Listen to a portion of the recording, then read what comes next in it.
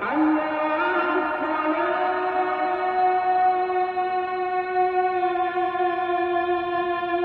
আগুন যা দুনিয়ার আগুন থেকে 70 গুণ বেশি তীব্র হবে।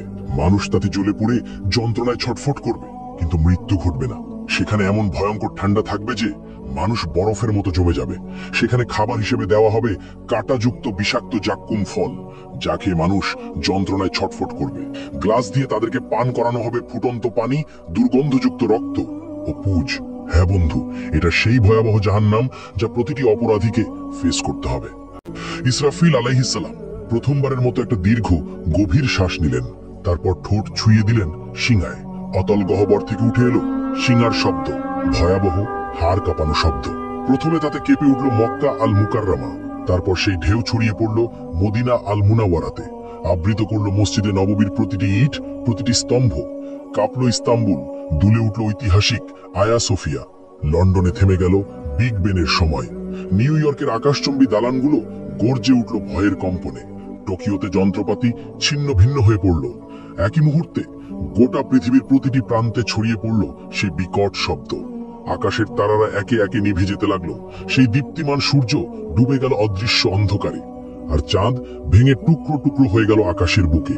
মুহূর্তেই সমগ্র মহাবিশ্ব এক বিশাল কবরস্থানে রূপ নিল। নেমে এলো নীরব নিস্তব্ধতা।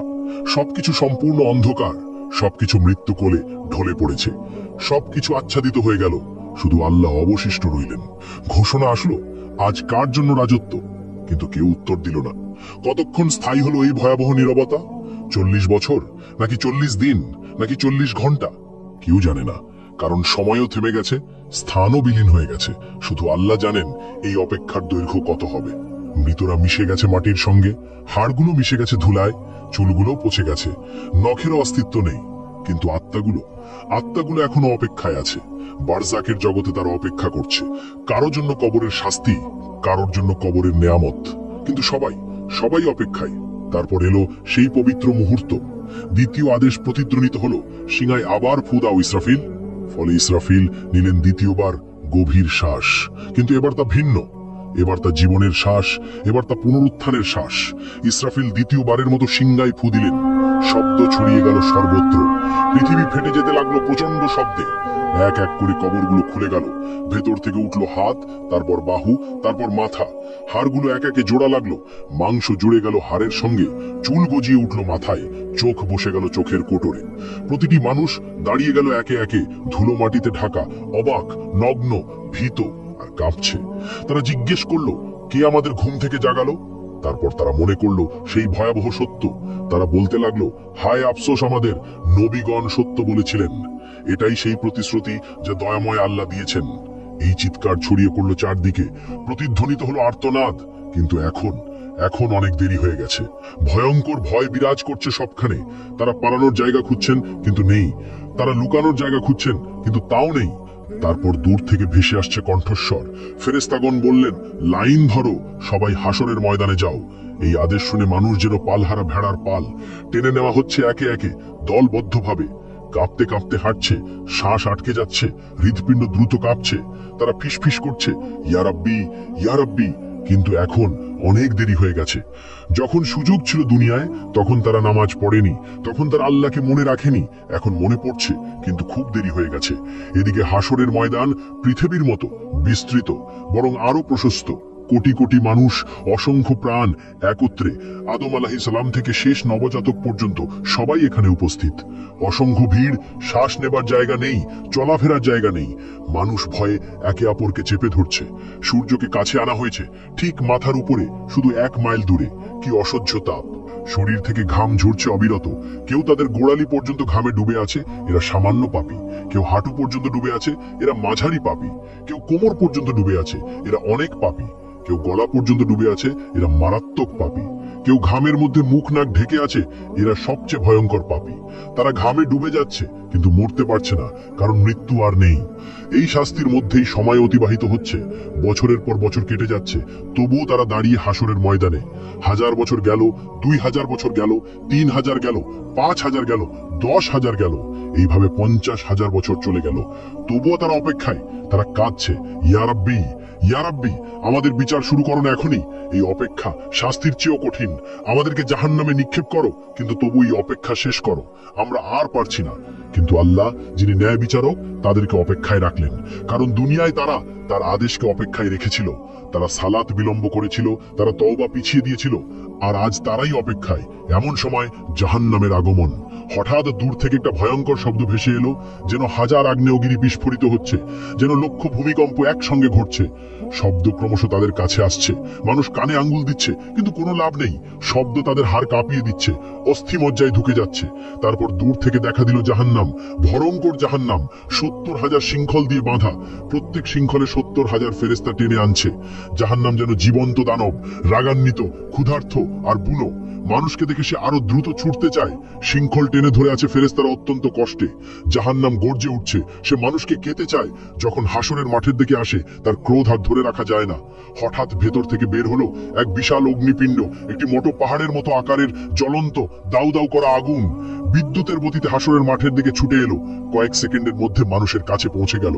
সেই আগুন দেখে মানুষ পাগল হয়ে গেল। তারা দৌড়াতে লাগলো, কিন্তু কোথায়? সেই জায়গা তো নেই। যেদিকে দৌড়াচ্ছে আগুন ওখানে, যেদিকে তাকাচ্ছে আগুন সেখানে। তারা লুকিয়ে যাবার জায়গা খুঁজছেন, নিজেদের মাটিতে ছুঁড়ে ফেলছেন, কিন্তু আগুন থেমে নেই, এগিয়ে আসছেই অবিরত। কিন্তু সেই শেষ মুহূর্তে আসমান থেকে নূরের ঝলক নিয়ে আসবেন জিবরাইল আলাইহিস সালাম। তার হাতে একটি ছোট পাত্র, ভেতরে স্বচ্ছ এক তরল পানি। তিনি সেই তরল ঢেলে দিলেন সেই বিশাল অগ্নিখণ্ডের উপর। সঙ্গে সঙ্গে উঠল ঘন বাষ্প। আগুন তাৎক্ষণিক নিভে গেল, ফলে বরফ শীতল এক পাথরে পরিণত হলো। কোটি কোটি মানুষ একই মুহূর্তে গভীর শ্বাস নিল, যেন তারা বেঁচে গেল। কিন্তু এটি শেষ রক্ষে ছিল না। মানুষ হতবাক হয়ে জিজ্ঞেস করলো, ওটা কি তরল পানি ছিল? কিভাবে এত ভীতিকর আগুন নিভে গেল? তখন জিবরাইল আলাইহিস সালাম বললেন, ওটা ছিল তোমাদের চোখের জল। দুনিয়ায় যে চোখের জল তোমরা ফেলেছিলে, রাতের বেলায় সালাতে কাঁদতে কাঁদতে, আল্লাহর ভয়ে, তার ভালোবাসায়, নিজের গুনাহের অনুশোচনায়, কুরআন পড়তে গিয়ে, আজান শুনতে গিয়ে, মায়ের বাবার জন্য দোয়া করতে গিয়ে, এটা সেই পবিত্র অশ্রু। এগুলোই এই আগুন নিভিয়েছে, তোমাদেরকে রক্ষা করেছে, কিন্তু তা কেবল অল্প সময়ের জন্য। তখন মুমিনরা আনন্দে কেঁদে বলল, আলহামদুলিল্লাহ, আলহামদুলিল্লাহ। আর কাফেররা ভয়ে কাঁপবে আরো বেশি, কারণ তাদের কোনো অশ্রু নেই, ফলে তাদের রক্ষাকারীও নেই। অতঃপর হিসাবের সময় এসে গেল। নাম ধরে ডাকা হচ্ছে একে একে। যার নাম ডাকা হয় সে কাঁপতে কাঁপতে আল্লাহর সামনে আসে। ভয়ে হৃৎপিণ্ড ফেটে যাওয়ার মতো অবস্থা, শ্বাস বন্ধ হয়ে আসে। মহান আল্লাহ তার হাতে দেন হিসাবের বই। এটাই জীবনের চূড়ান্ত সিদ্ধান্ত। যে সৎকর্ম করেছে তার বই ডান হাতে দেওয়া হয়। সে আনন্দে বলে ওঠে, নাও পড়ো আমার হিসাব। আমি নিশ্চিত ছিলাম আমাকে হিসেব দিতে হবে। আর যে মন্দ কর্ম করেছে তার বই দেওয়া হয় বাম হাতে, পেছন দিক থেকে। সে উন্মাদ হয়ে চিৎকার করে ওঠে, হায় আফসোস, যদি আমাকে বইটা না দেওয়া হতো, যদি আমি আমার হিসেব না জানতাম। তখন মানুষ ভয়ে হতাশায় মিথ্যা বলল, ইয়া রব, আমি কিছুই করি নাই। ইয়া রব, আমি জানতাম না। ইয়া রব, আমি নির্দোষ। ইয়া রব, এটা আমার ছিল না, আমি খেয়াল করিনি। তখন আল্লাহ বললেন, মিথ্যা বলো না, তোমরা সত্য লুকাতে পারবে না। সবকিছু লেখা আছে, সবকিছু সংরক্ষিত আছে। তখন হঠাৎ মানুষের মুখ সিল করে দেওয়া হলো, কিন্তু মানুষের হাত কথা বলতে শুরু করলো। মুখ নেই, কিন্তু শব্দ আসে। ইয়া রব, এই হাতে সে টাকা চুরি করেছে। ইয়া রব, এই হাতে সে হারামে হাত দিয়েছে। ইয়া রব, এই হাতে সে জুলুম করেছে।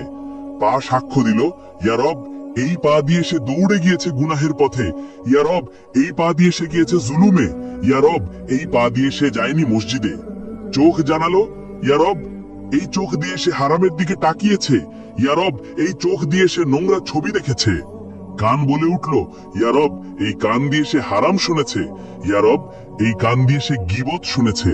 জিভা বলে উঠল, ইয়া রব, এই জিভা দিয়ে সে মিথ্যা বলেছে। ইয়া রব, এই জিভা দিয়ে সে গীবত করেছে। ইয়া রব, এই জিভা দিয়ে সে গালাগাল করেছে। মানুষ হতবাক হয়ে গেল। নিজের অঙ্গ প্রত্যঙ্গই তাকে ধোঁকা দিচ্ছে।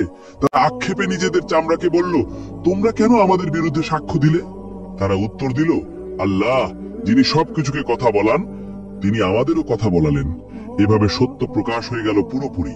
কিছুই আর গোপন থাকলো না। সে আর মিথ্যা বলতে পারলো না, সে আর অস্বীকার করতে পারলো না, কারণ তার নিজের দেহ সাক্ষ্য দিয়েছে। অতঃপর প্রত্যেক কাজের ন্যায় বিচার হবে। অতি সামান্য ভালো কাজেরও প্রতিদান পাবে, অতি সামান্য মন্দ কাজেরও শাস্তি পাবে। কিছু বান্দাকে আল্লাহ ক্ষমা করলেন তার রহমতে, তার করুণায়,